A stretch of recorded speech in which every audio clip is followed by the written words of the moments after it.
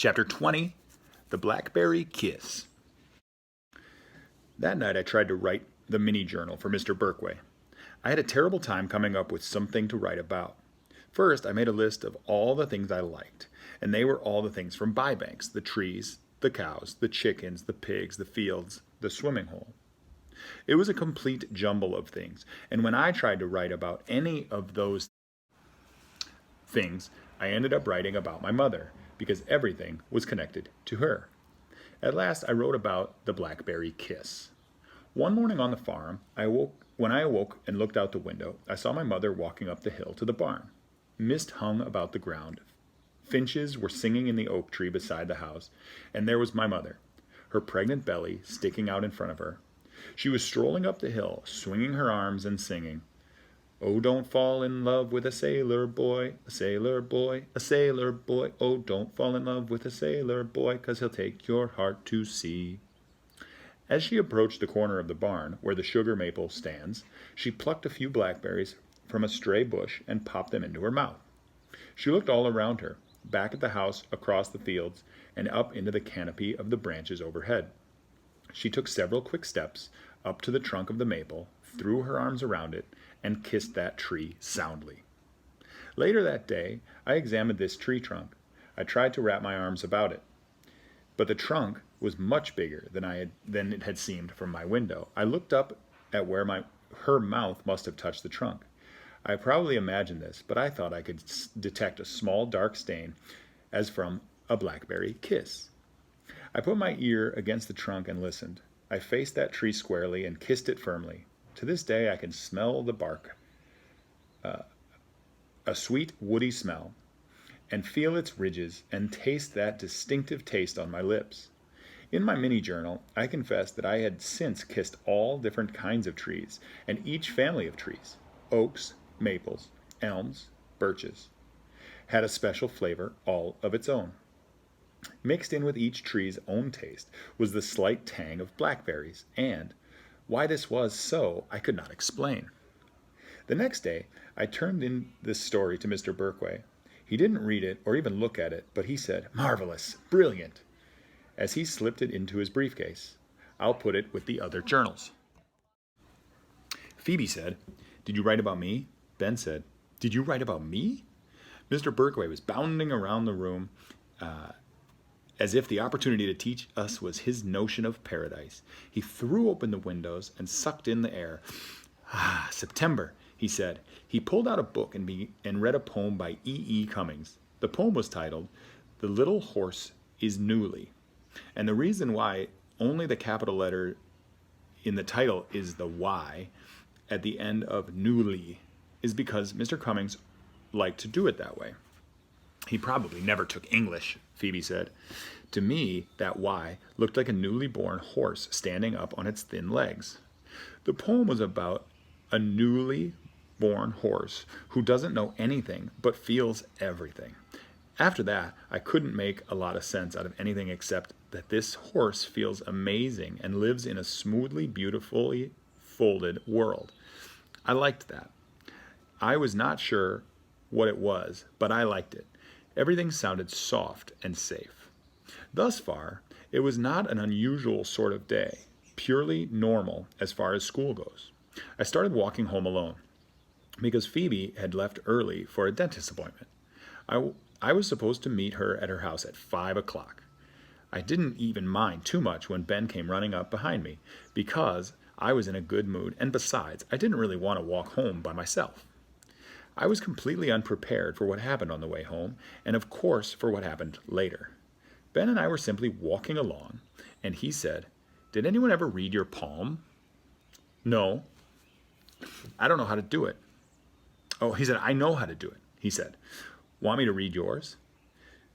We were passing a bus stop, and there was a wooden bench on the sidewalk. Ben said, "Come on, sit down."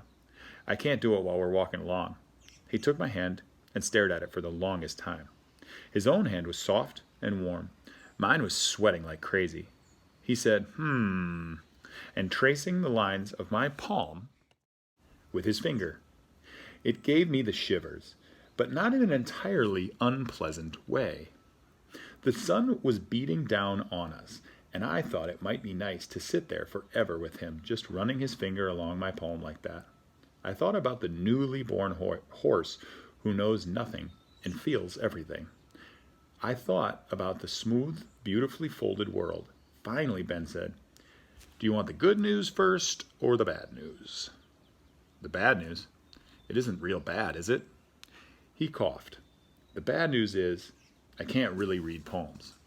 I snatched my hand away, grabbed my books, and started walking away. "Don't you want to know the good news?" he asked. I kept walking. "The good news is," he said, "that you let me hold your hand for almost 10 minutes, and you didn't flinch once." I didn't know quite what to make of him. He walked me all the way to my house, even though I refused to speak to him.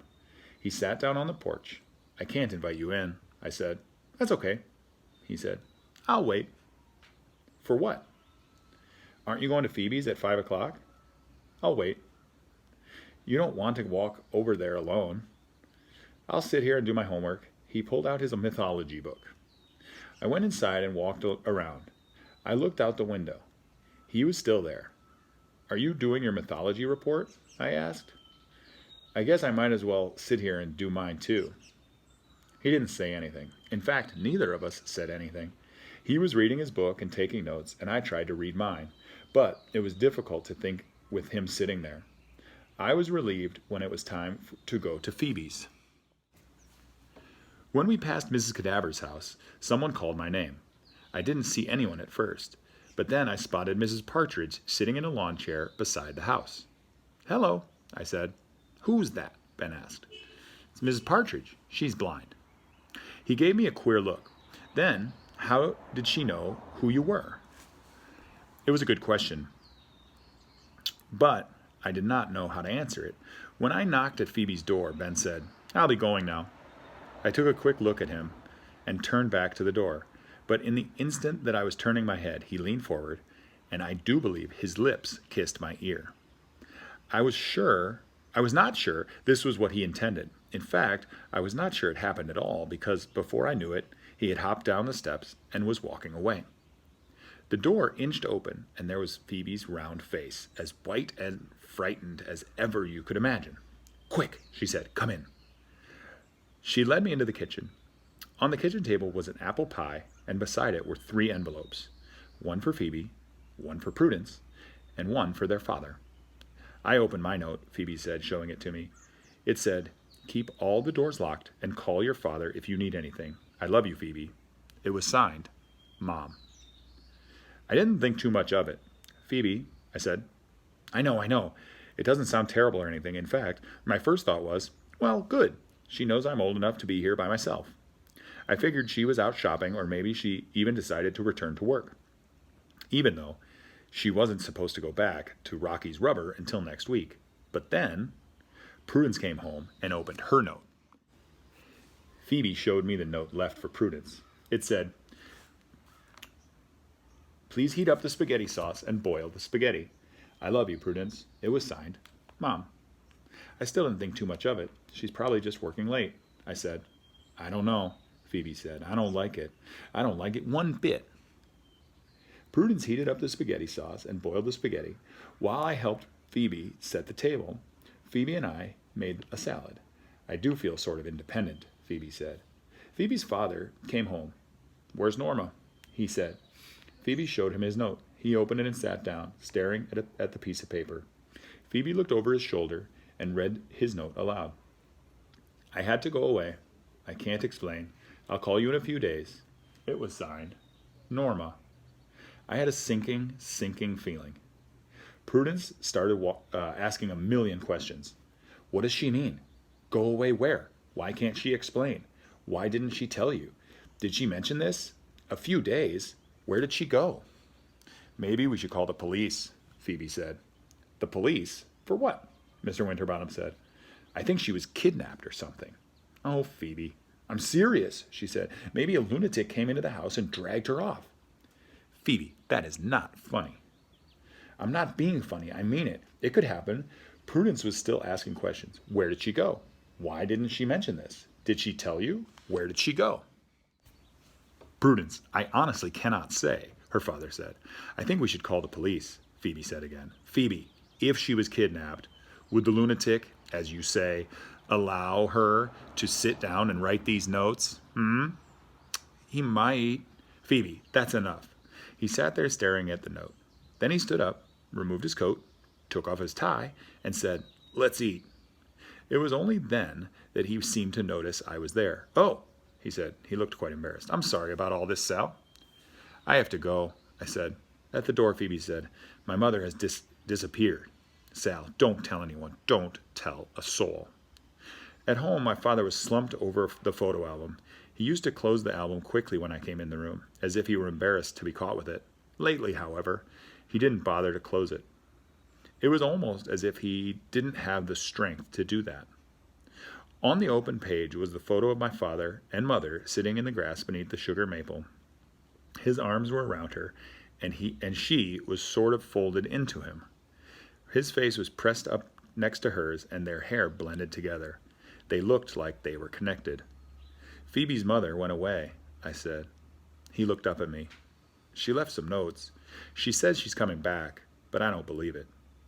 I went upstairs and tried to work on my mythology report. My father came to the doorway and said, "People usually come back." Now I can see that he was just talking in general, just trying to be comforting. But then that night, I heard in what he said, in the tiniest reassurance of something I had been thinking and hoping. I had been praying that a miracle would happen, and my mother would come back, and we would return to Bybanks, and everything would be exactly as it used to be.